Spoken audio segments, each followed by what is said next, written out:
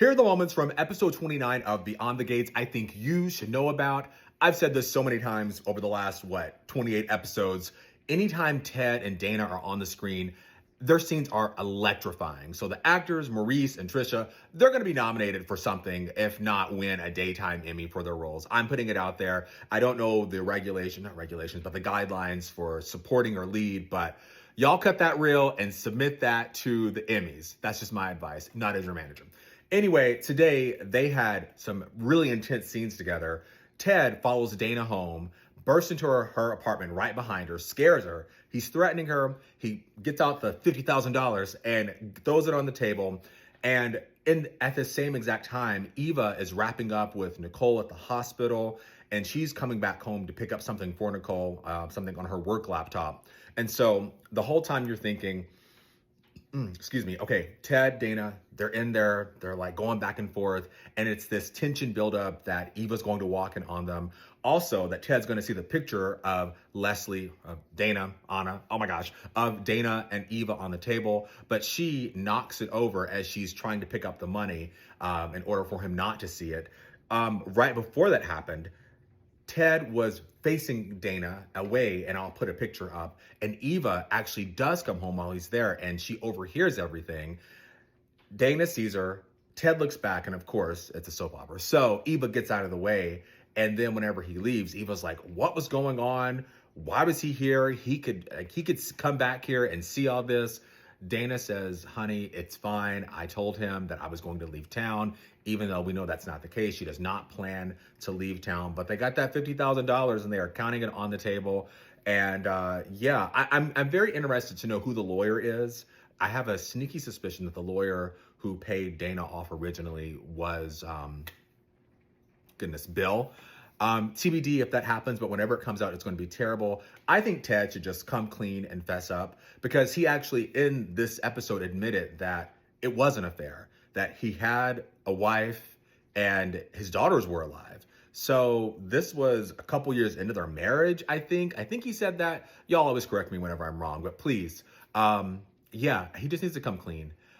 Because again, and there's scenes later, Nicole said something to the effect of, I just worry about people that I love dealing with shady characters. She was referencing Vanessa dealing with Joy Armstrong, but then of course Ted was thinking about him messing around with Dana. So yeah, again, their scenes are always great together, and I look forward to them having more scenes before Maurice gets off the show. Now, I did mention Eva, and she was at the hospital.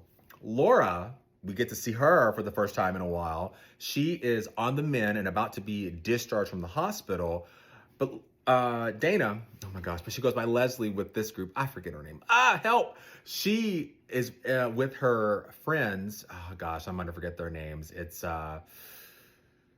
Ashley's mom and Nicole's main assistant. I should know their names, but they're not on as much. But they're all sitting in Orphe jeans, and Dana has this really fun line talking about, because she's asking what's happening at Fairmont Crest. And she says, oh, you didn't miss anything, whenever Nicole's main assistant comes in. But she says, we're just listening to As the World Turns at the Country Club or something like that. Sorry for being late. I was at the hospital. What I miss? No, it's just another episode of As the Country Club Turns. The hospital? Anyway, it was a reference to As the World Turns. I like those real world references. But so she finds out that Laura is about to be discharged, which means Eva's job is over. But Nicole is actually thinking about keeping Eva on, even though Laura is coming back, because she has proved so invaluable. But before she can do that, at the very end of the episode, which I loved it was brilliant.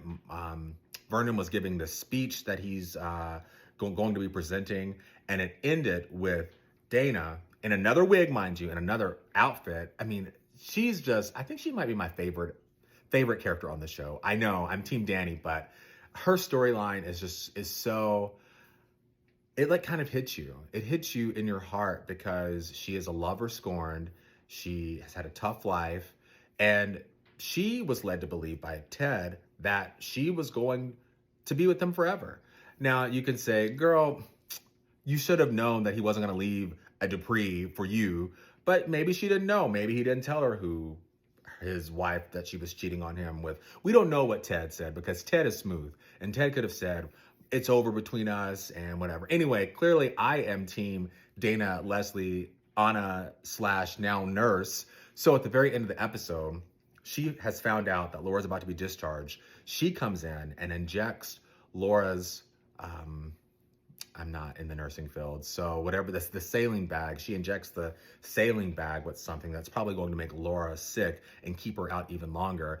And before I trailed off, I was saying how brilliantly it was done with Vernon talking about how, you know, evil will persist if we don't find out how to fix it or something like that. It was a lot more eloquent than I just put it. And then at the very end, whenever she flicked the bag and it hit that low B flat, deep B flat. Yes, just that whole scene was so good. And Eva's going to be around for a little bit longer because clearly Laura is going to be sick. What else did we miss? Well, Martin and Smitty. Man, that man needs to go. Sometimes I say that. Whatever. You guys didn't see that. So that Martin needs to go to therapy because he's having bad dreams. We see a tire iron drop on the ground. Maybe he beat someone up. We know he shot someone. It's like something happened. He wakes up. Smitty comes in and he thinks Smitty's a burglar. And it's like, dude, don't you live in a protected building in DC? Like, come on. So it's Martin and Smitty. They're talking. He's trying to talk about their kids because they are still hiding something. The kids tell us what they're hiding now. So we already know that Tyrell was beat up for a picture that was sent to some girl, but now the picture is being shared around on social media and all the kids are making fun of him. But he is telling Samantha, don't tell our dads. They don't need to know about this. It's going to blow over. But yeah, no, it's weird. Like someone took a picture of him in his chest underwear, which again, he is a teenager. So you should not be taking pictures of teenagers in their underwear, sending them. Parents out there listening, check your kids' phones. I have friends who are teachers and they tell me all the time, kids are sexting and sending bad pictures to each other. So check their phones if you have teenagers because these kids today, they are doing it. So that was the whole storyline with them. They even go, the children actually go over to Samantha. The children go over to Vernon and Anita's and they play chess, Tyrell and his grandfather. Tyrell beats him. Samantha gets a book of poetry by Langston Hughes, which if you're ever in New Orleans, there's this bookstore that is Langston Hughes like based and it's really cool. I forget what it's called, but just Langston Hughes bookstore, New Orleans, go to it. But yeah, that was kind of the storyline. Like Samantha and Tyrell are sticking with each other, not going to tell their dads, even though I think Samantha's going to break. And Smitty has actually gone to the school and put out some he's trying to get people. I wanted to say feelers. Yeah, feelers. I have an accent because I'm from Kentucky. Feelers. Feelers. He wants to get people to tell him if there's something up with the kids at school. He knows that there are some fights going on and yeah, they're trying to figure out what's happening with their kids. But again, Martin does not want to tell Smitty what happened. And Martin even actually leaves after Smitty is confronting him. And somehow Martin misses the kids going and he shows up after they get there. And his grandparents are telling him, you cannot come clean about this. And perhaps you should not run for president.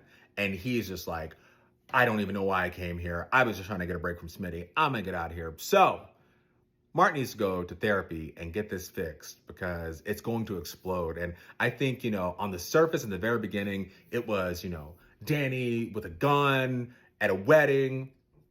But I really love this slow burn percolating story that they're giving us with Martin. So thank you, Michelle and Sheila and all the folks behind the show. Anyway, I think I have touched on everything. I hope you all have a great rest of your week. And I will see you all back here tomorrow for my episode 30. Episode 30 episodes in. I was going to do something fun for like the month, but like it was in a weird, I think, March Madness. But yeah, 30 episodes in. So who knows? I might do something fun. I might wear another cool shirt like this that I thrifted this weekend. Don't you love it? I'll let you guess what it is, what designer it is. It's not a designer if you're thinking what it is. Anyway, I will see you all back here for episode 30's recap tomorrow of Beyond the Gates.